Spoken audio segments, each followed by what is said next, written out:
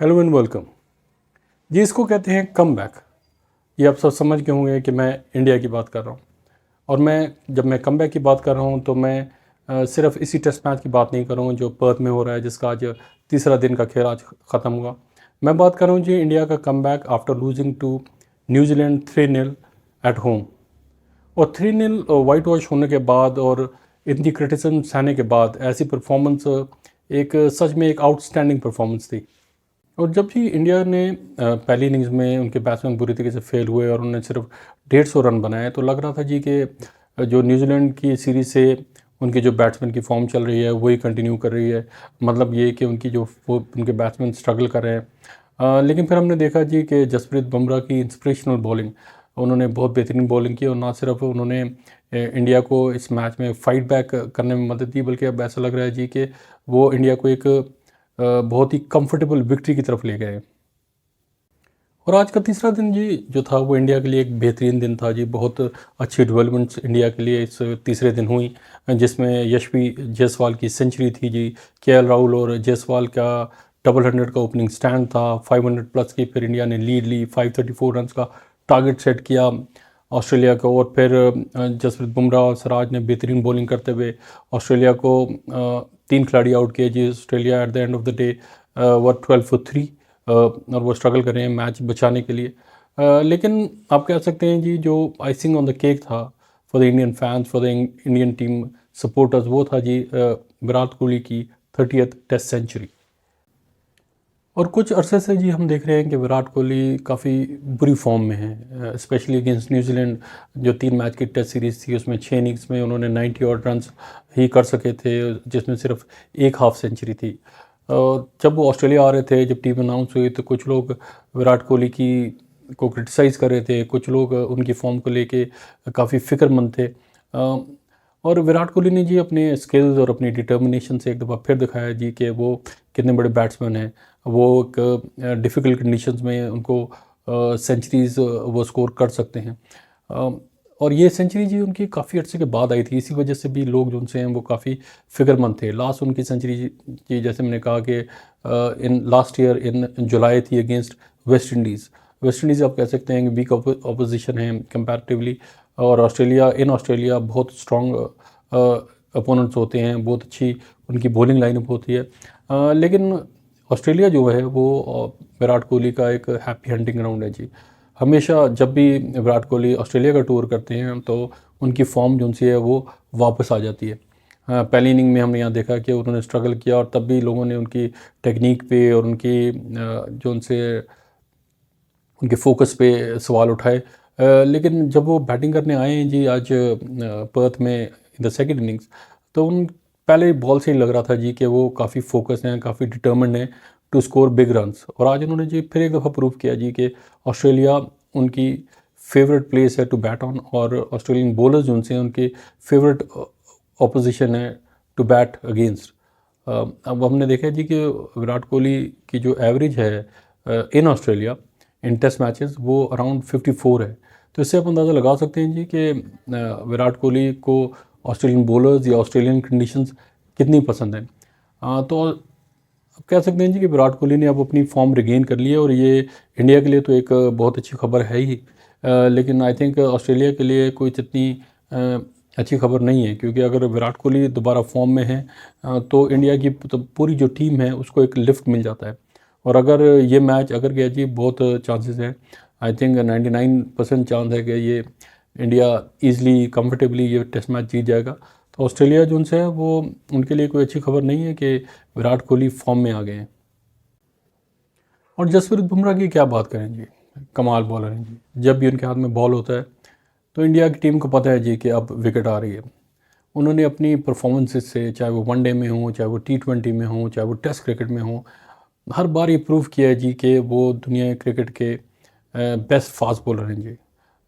बहुत से लोग तो उनको मानते हैं जी कि one of the best ever. उनका जो अपनी लाइन और लेंथ पे कंट्रोल है, उनकी जो बॉलिंग सेंस है कि कहाँ बॉल पिच करना है, किस बॉल बैट्समैन को कहाँ आउट करना है, वो कमाल है जी। इस मैच में भी हमने देखा जी इंडिया ने पहली इनिंग में बहुत बुरी batting performance the, 150 all out.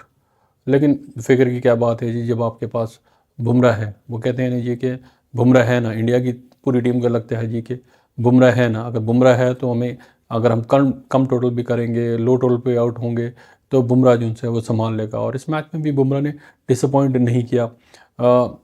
5 for 30 first innings के फिगर्स, और ऑस्ट्रेलिया को सिर्फ 104 पे ऑल आउट कर दिया इंडिया ने।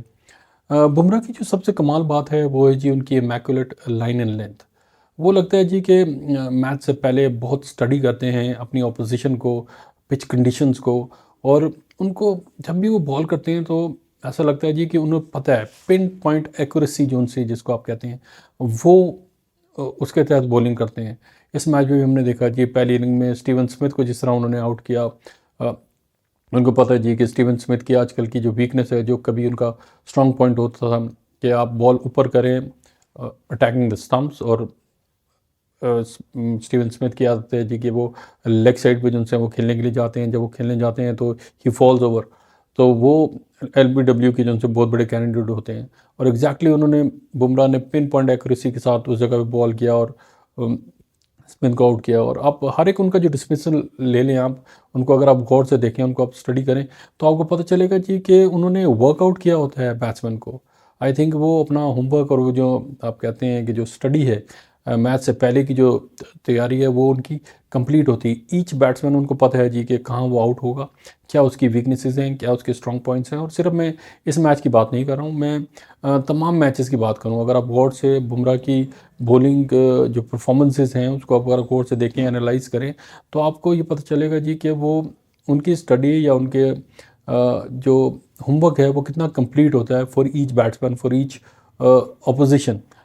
इस मैच में भी जी बुमराह ने बहुत बेहतरीन बॉलिंग की। और अब सेकेंड इनिंग में जब ऑस्ट्रेलिया 534 रन्स का टारगेट चेज़ कर रहा है, और ऑस्ट्रेलिया के बैट्समैन के पास सिर्फ 4-5 ओवर थे 20 मिनट्स से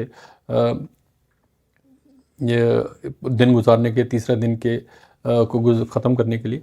लेकिन उसमें भी बुमराह ने एक छोटा सा स्पेल में ही अपना तमाम तरह जो टैलेंट है, उसकी एबिलिटी है, उसका जो आप कह सकते हैं उनकी इमैक्युलेट जो लाइन और लेंथ है, उसको एक दफ़ा फिर शोकेस किया। 2 LBWs जी उन्होंने उनके जो नेथन मैक्सवेनी हैं उनको LBW किया। फिर लबुशेन एक शोल्डरिंग आर्म्स उन्होंने बॉल छोड़ते हुए होल लेग बिफोर हुए। वो दोनों चीज़ें बता रही थी जी कि बुमराह को पता था कि ये जो पिच है इसमें अब क्रैक्स आ गए हैं, और जितना मैं विकेट बॉलिंग करूँगा, जितना विकेट में बॉलिंग करूँगा, उतना विकेट लेने का ज़्यादा चांस है। और वही हुआ जी, दोनों LBW हुए, दोनों प्लम LBW हुए।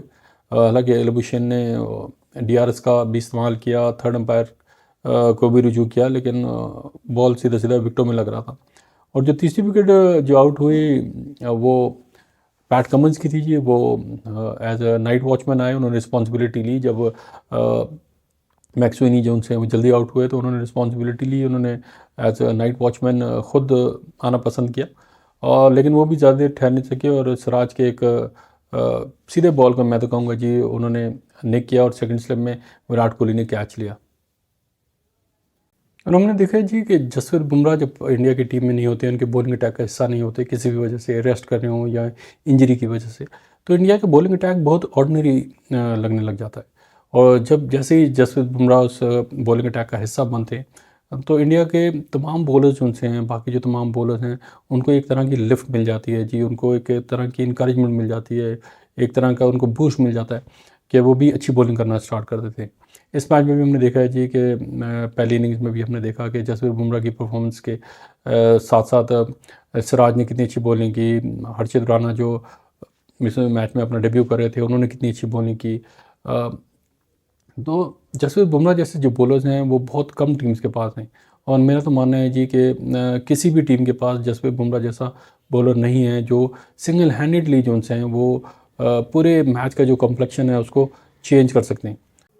यशवी जायसवाल जी जिन्होंने 161 रन्स किए इस मैच में, वो भी बहुत अंडर प्रेशर थे जी कि उनकी भी जो पिछले कुछ इनिंग्स हैं वो इतनी अच्छी नहीं गई। हालांकि बीच में ऑफ एंड ऑन उन्होंने एक आधी इनिंग्स अच्छी खेली है, लेकिन कंसिस्टेंट नहीं थे। इस मैच के जो पहली इनिंग थी उसमें भी उन्होंने 0 स्कोर किया था जी, डक किया था। लेकिन सेकेंड इनिंग में देखा जी कि उनका डिफेंस और उनका स्ट्रोक प्ले दोनों जो उनसे हैं वो अप टू द मार्क थे। जब इंडिया को डिफेंस की ज़रूरत थी, जब स्टडी खेलने की ज़रूरत थी, तो जायसवाल ने अपनी वो साइड भी दिखाई जी कि वो स्टडी भी खेल सकते हैं, वो इनिंग्स को कंट्रोल भी कर सकते हैं। और जब स्ट्रोक प्ले की ज़रूरत थी, जिस तरह से वो सेट हुए, तो फिर हमने देखा जी कि वो ऑब्वियसली बाउंड्री हिटर हैं बेसिकली। और उन्होंने फिर अपने जो रेंज है शॉट्स की वो दिखाई जी। उन्होंने 15 चौके और 3 छक्के अपनी इनिंग्स में लगाए। एक और इनकरेजिंग बात ये थी के राहुल की फॉर्म जी। के राहुल जो पहली इनिंग्स में एक कंट्रोवर्शियल डिसीजन कॉट बिहाइंड उनको दिया गया था, एक कंट्रोवर्शियल डिसीजन माना जा रहा है। के राहुल ने एक बार फिर दिखाया जी कि क्यों वो बाउंसी सीमिंग ट्रैक्स के ऊपर एक बेहतरीन चॉइस है इंडिया के लिए। उन्होंने ना सिर्फ जायसवाल के साथ एक डबल सेंचुरी स्टैंड बनाया जी, बल्कि उन्होंने अपना स्किल और अपना टैलेंट भी दिखाया जी कि वो फास्ट बॉलर्स को कितने अच्छी तरीके से हैंडल कर लेते हैं। उन्होंने जी 77 रन स्कोर किए। और फिर नीचे जो कंट्रीब्यूशंस थी जी डाउन द बैटिंग ऑर्डर, वो सुंदर वॉशिंगटन और नीतीश रेड्डी की तरफ से थी, नीतीश कुमार रेड्डी। सुंदर ने 29 स्कोर किया और जी रेड्डी ने 38 नॉट आउट किया, लेकिन उन्होंने मदद की कोहली की।